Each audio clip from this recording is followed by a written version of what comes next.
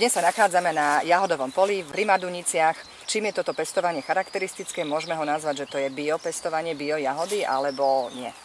Tak nemôžeme naše jahody nazvať celkom bio, lebo nie sme podnik, čo by sme boli biopestovanie, ale jahody robíme týmto spôsobom, dá sa povedať gro. Je to takmer bez chemie, je tu jedno jediné ošetrenie na hubové choroby do kvetu a inak sa len okopávajú tie jahody. Na akej výmere pestujete tento rok jahody a je to v porovnaní s minulým obdobím nárast alebo nie? Momentálne máme jahody na ploche produkčnej takmer 6 hektárov, inak máme 3 hektáre ďalšej plantáže, sme založili novej, čiže v budúcom roku bude už tá produkcia na tých 9 hektárov. O akú presnú odrodu ide v prípade týchto dvoch políčok a akú presnú ste zasadili na tom treťom?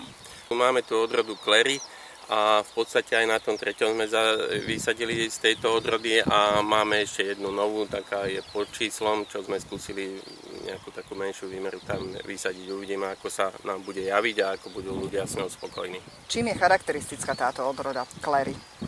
Táto odroda je charakteristická tým, že je to, možno by som povedal, jahoda podobná niekedy poznanej Senga sengáne, aj tvarovo, aj vôňou, aj chuťou. Takže ľuďom sa veľmi páči a sú s ňou spokojní.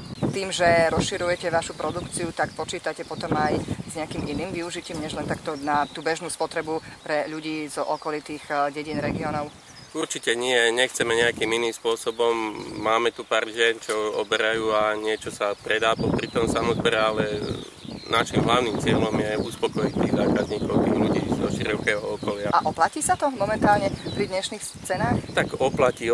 No je to, dá sa povedať, tržná plodina a taká, ktorá v tomto období nám nejaké tie peniažky prinesie. Čo na konci toho zberu, keď už teda ľudia prestanú mať záujem a ten samozber už nebude v takom kurze, čo potom plánujete s týmto políčkom? Samozrejme, každý rok nejakým spôsobom tu nejaké množstvo jahôdy zostávalo. Máme momentálne jedného odberateľa, ktorý chce na spracovanie nejaké množstvo jahôd, takže chceme jahody obrať a potom políčkou šetriť, aby sme mohli pripraviť do budúceho roka. Z vášho pohľadu nezačínajú byť populárne takéto samozbery jahôd?